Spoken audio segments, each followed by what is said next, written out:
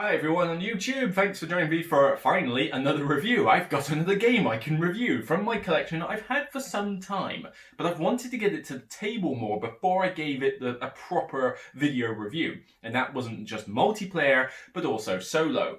It's a rather big game. If you thought like Gloomhaven was big, this is kind of on par with the same size of crate, and that is the AEG game. If I can lift this thing, here we go. Oh yeah. It's a big one, isn't it? Edge of Darkness, this monstrosity of a box. Do you think maybe he's compensating for something? Is basically a sequel to a game called Mystic Vale from John D. Clair. You may recognise it as the game about card crafting. A very innovative game, a very innovative mechanic where instead of building up a deck of cards, you had a fixed deck, but you crafted the cards individually. You grab these plastic sleeves as advancements, which you slide into the cards, and then create these really cool combos with special powers and abilities, and grab victory points and win the game. It was, not the most fairly simple game, not light, but a midweight game that just threw a really cool twist on the mechanic that I already enjoyed. Really liked it, hence it's in my collection with expansions. And if you want to check it out, I highly recommend going on Android, Apple or Steam and finding the app. It's a really good app implementation. But this is the sequel, which they put on Kickstarter, and you tend to only see this either on... You might be able to get it from their website, I'm not sure, but typically when AEG do a Kickstarter for another expansion, you're able to get the stuff before it. So there will be ways to get this in the future if you don't see it on the secondhand sale. But this is a sequel to Mystic Vale. Not the same universe, at least I don't believe it's the same universe, but this is more a sequel in the sense that it takes the card crafting system and turns it up to 13.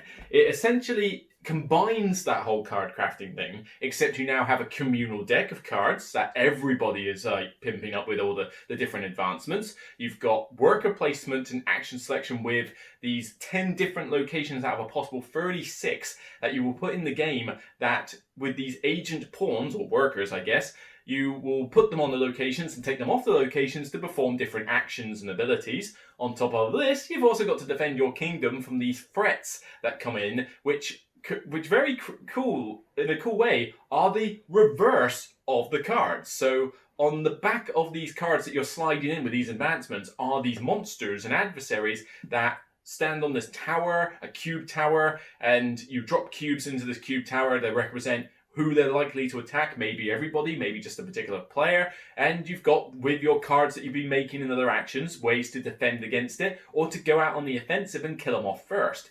There's a lot happening in this game. I mean, this really does... Ooh, it's getting a little bit wet out there. There's a lot to deal with in this game. I mean, it really is a bit of a mammoth in terms of its scope. But the question is, does it warrant this huge Gloomhaven-sized box in terms of storage and in terms of cost? This is not a cheap game by any means. Question is it worth it, and did I regret my purchase? And yes, I will stipulate, I did get this on Kickstarter when it first came out, however, that is not going to influence my verdict. So, let's go into some detail on this Edge of Darkness game. Duration. Duration depends on the player count greatly here. Your first game is naturally going to take you a while because you've got to get used to all these different abilities and the concepts that you probably haven't seen before. And with 4 players, I will say that I think this drags a little bit too long and outstays its welcome. But if you've got 4 people who know what they're doing and know to plan their turns ahead of time, it can go at a decent pace, but I still think 4 is maybe a bit too much, unless you are happy to have a long game.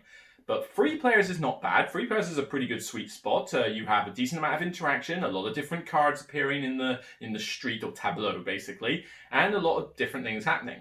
2 players is pretty nice and quick, still works great. There's only a minor change to the rules for 2 players, so you don't have to learn some funky, weird variant for it. And solo is actually pretty sweet as well, and doesn't take too long, although... as much as the game won't take too long, there is a fair bit of setup involved. You've got to get your 10 locations. You've got to get the cards associated with those 10 locations. You've got to get the player pieces out. You've got to get the boards out, all of that stuff. Set up the pieces, the components. Then you've got like a prologue round before the game starts where you kind of draft your initial advancements, your initial abilities. And there's quite a bit happening if we're honest. So, ease of play.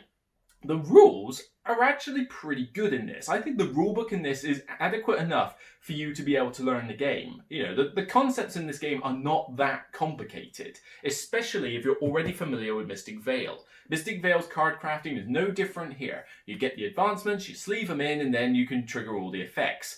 The difference being that it's no longer in your deck, it's now a communal pile and tableau. But once you get that mechanic in your head, the rest of it is not particularly different from what you've seen before in other games. The pawns with the action, what are they called? The agents pawns that you put on the locations is pretty straightforward. You put them on, it might trigger an effect. You take them off, it might trigger a slightly different effect or a related effect. There is a bit of an iconography to get used to in this game. You know, there's lots of different icons for what type of action it is, what type of location it is, but there's a reference guide on a card that each player can have so you can recognize it, and they're not that complicated. I mean, some of them are kind of self-explanatory or intuitive as to what they are, like, you know, going on the hunt has like 2 crossed swords, and training an agent has like a silhouette of a person with an arrow pointing down. You know, there are some. No, it's not the most intuitive thing in the world, but I wouldn't say it was overly complex either, especially when you have got the reference aid in front of you. As for the rules, you will probably be rules checking a bit in your first game, maybe your second game, or let's say you put it down for a while and you don't pick it up again. Because there's little nuances here and there you kind of need to remember. But the rulebook is well laid out, and it's not the world's largest rulebook either. I mean, I'm going to get this huge box off and show you. So, you've got 3 books in here. So you've got pretty titchy, and they're big, so it's easy to pick it up and reference. So you're talking big font, maybe a little text heavy in places, but overall not too bad. But this is just solo rules, so nice little book for that. This monstrosity book is just the player handbook. This basically is a guide that tells you exactly how every location works, so you shouldn't have any FAQ issues, and some recommended setups, and even like not a campaign, but kind of like a story-based setup. So that is just for reference only. So this is your rulebook. Not particularly thick, as you can see. And again, this one, you do have a reasonable amount of text, I'll admit, but then you do have some pictorial examples as well to show you some key aspects. That's probably my only regret with this rulebook, is that it can get a little bit text heavy when there probably should be more pictures. But, I mean, there's setup. That's the setup diagram, and then you've got 2, 4, 6, 8, including game end for that, and then the back 2 are just iconography and what they mean in detail. So you're talking 8 pages from a big size rulebook to learn. I've seen much more complicated rulebooks than this, so I would not recommend this to anybody brand new to the game, definitely not. And I probably wouldn't recommend this to anybody who is unfamiliar with Mystic Vale if they are not used to picking up games quick, because having a grounding in how the card crafting works would help. Not essential, but I would say it's advisable. So not for the faint-hearted, but I don't think you have to be like a veteran gamer to grasp this either. So moving on to tactics and strategy, this game really shines with this aspect, because with those locations, they generate all sorts of different possibilities for how you can play this game. And as you're going through and sleeving the card combos, you're creating these in your mind, thinking, well, if I take that one this turn, I can trigger that effect, because you get the effect from whatever you sleeve for free every turn. So you'll always get to do something. But then you put it on your card, you trigger that effect, but then you got, right, well, I've got that effect, that will get me money, that gets me influence. If I put those 2 agents there, I can get some battle strength, which will mean when I trigger this effect to go on a hunt, I can go kill that monster who's liable to be knocking on my doorstep sometime soon. Quite a little bit, you got to consider here. And with the tokens that allow you to number when you do the effects, you will want to get used to using those, because if you stare at anywhere from somewhere like 3 to 6 cards in your hand, depending on what locations are out that may or may not increase your hand size from 3, you will get quite a few effects as the game progresses, and you will want to use those tokens to plan things out. But it's fun to do it, and it's meaningful choices. You can't, it's no point just simply going, well, I'll just do that in that order, that in that order, and that in that order. No, because it can be very important. You can pull off some really cool combos to have, right, well, I want to use this ability, but I don't have any agents down there yet. but hang on a minute, if I use this ability, I can get agents from there onto that location, then take them off to do that action, then use this card ability, and that is always happening every turn, particularly as the game progresses, where it does sort of go quite like complex in terms of how many abilities you could possibly trigger on your turn, particularly if you're picking up each other's cards. But the idea that you're always looking at your cards and thinking, best way to do this could be fun. And that's from a tactical perspective. Strategically, you do have a lot of strategy in the game as well, because from the get-go, when you see those locations, when you see those card abilities, you're thinking, right, well, I could go for a high attack strength thing and go hunting monsters. I could just go on the defensive and just wait for them to come to me. I could gain lots of money by doing this. Maybe I should just get my, what they call allegiance slips into the cards, which basically allow you to take control of cards. It gives you points and means that other players have to pay you money in order to use your abilities. Because that's the other thing to note. You don't have a fixed deck here. You have a communal deck with a tableau of cards to draft from. So you could be using each other's cards. So you've got to consider that when you're sleeving. But, but obviously if you use your own cards, you use your own cards. Great. But if you use an opponent's card, not only do you have to pay the money for every effect you trigger, but the card then goes to their own personal discard pile where they get it on their next turn. So you almost are kind of glad that someone's using your card because you know you're going to get it next turn. But you may be like, well, you know, I wanted that card because it's got lots of cool stuff on it. Problem is, you make the card too good, everybody else wants it. So there's a little bit of push and pull with there and a good amount of player interaction as a result. So it really does, like, get your brain cells going. Not to a brain-burning aspect, though. This will overwhelm possibly a new player or someone unfamiliar with some of the concepts that this game brings into play. But I think for anybody who's familiar with Mystic Vale and gamers who are kind of used to complex games, you should be able to pick it up and not have too much trouble. But yeah, definitely a lot to consider from a tactical and strategic viewpoint, and that's one of the reasons that, you know, one of the many positives that this should be praised for.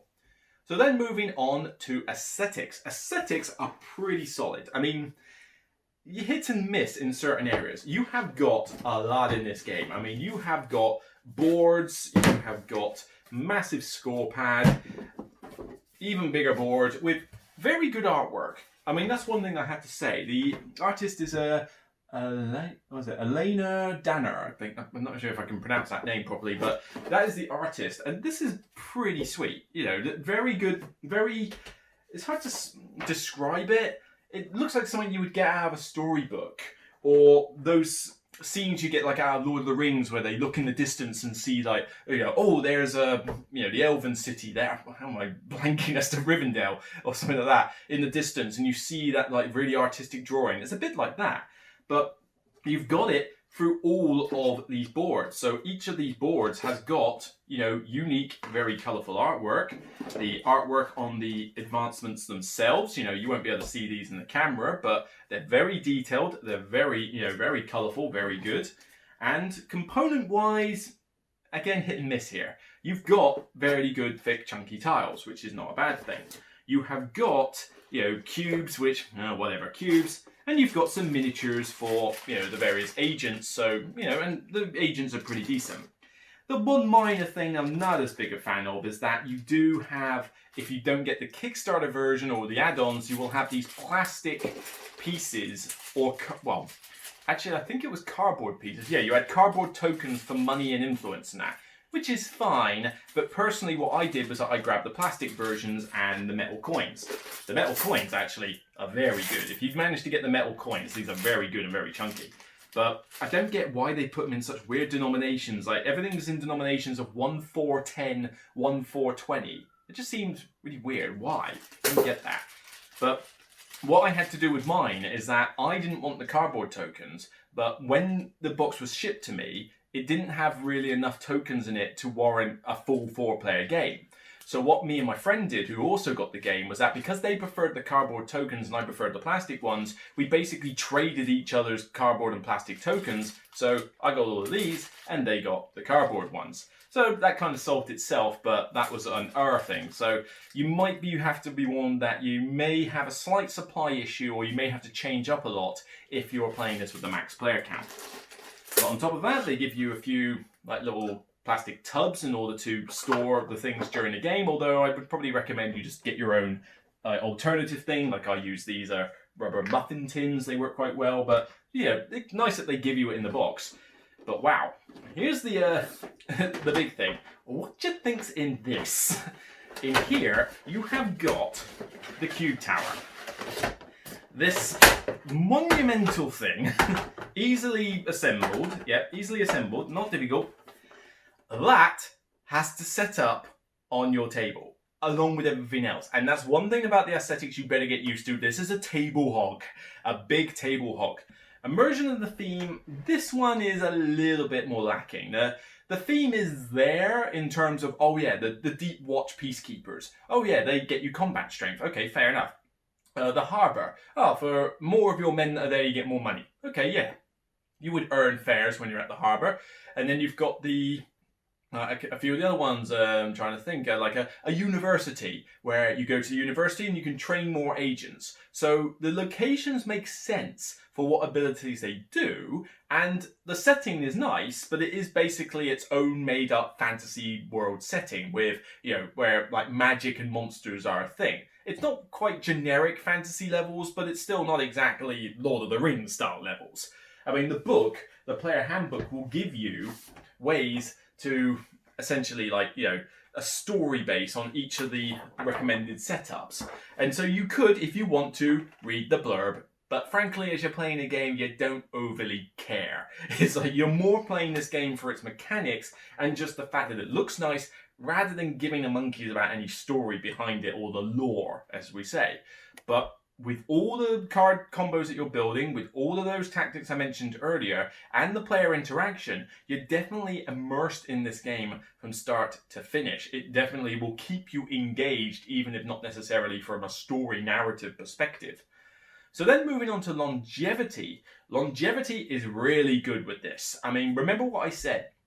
You have 36 locations in this box. Now, I got this on Kickstarter, but I think the majority of those, if not all of them, were stretch goals. So I don't think any of those locations are exclusive.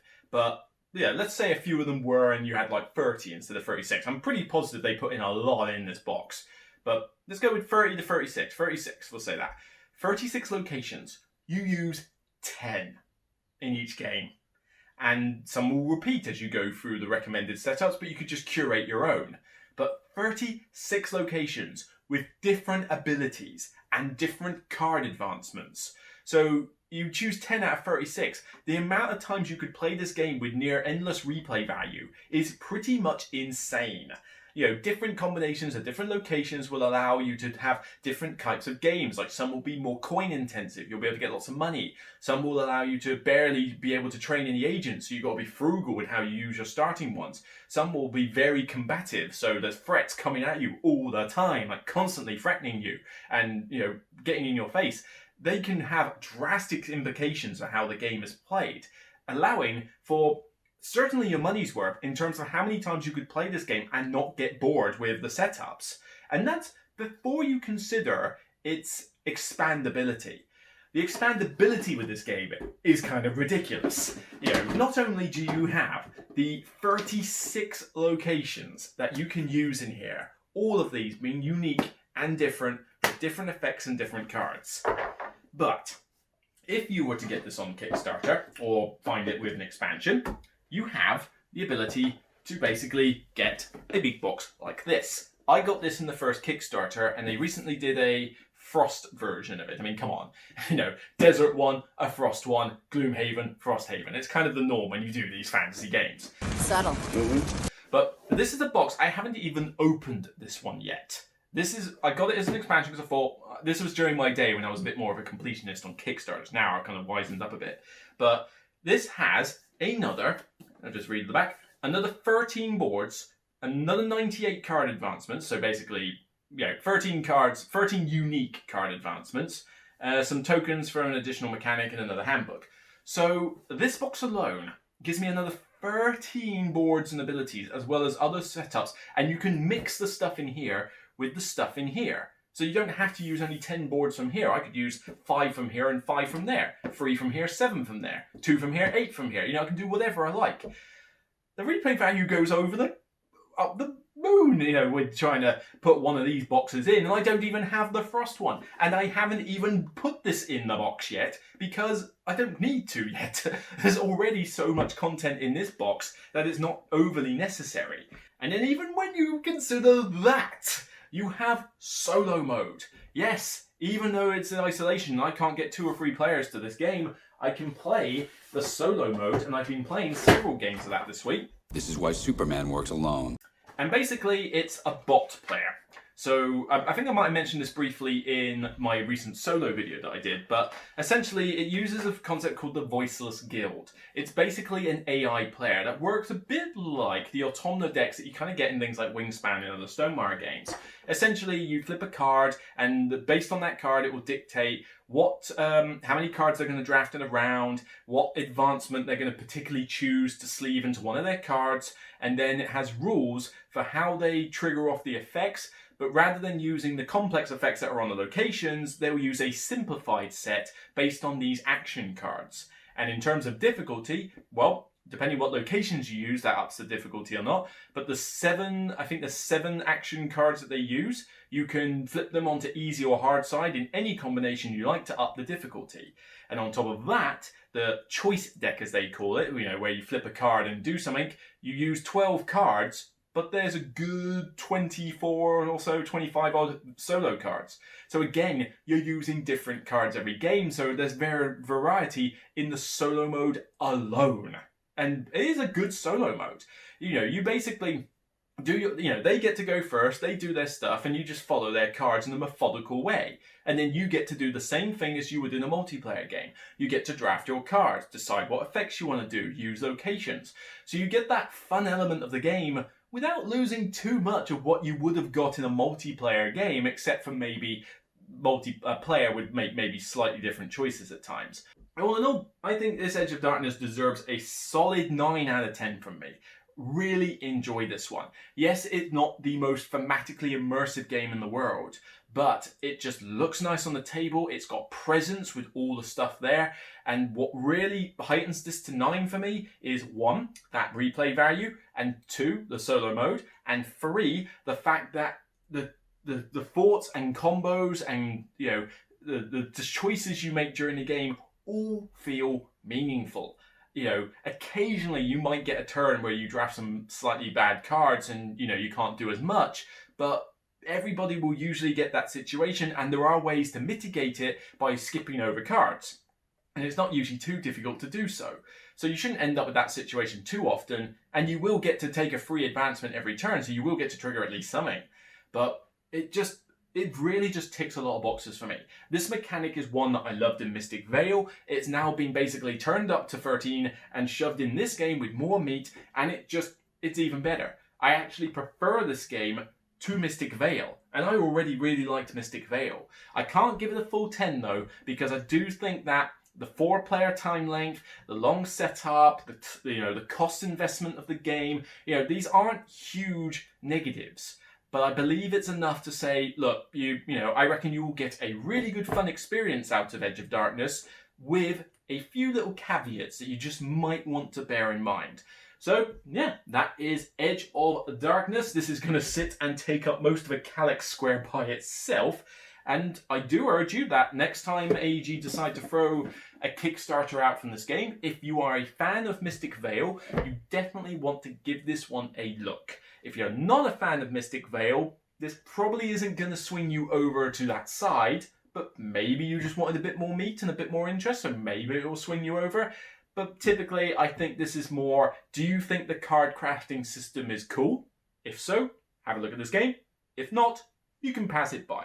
So that's it from me. I'll see you on the next Broken Meeple review, and regardless of whether you have run out of space in your collection because of this giant box of a game, it's still at the end, as I say, only a game. So take care, and I'll see you on the next video.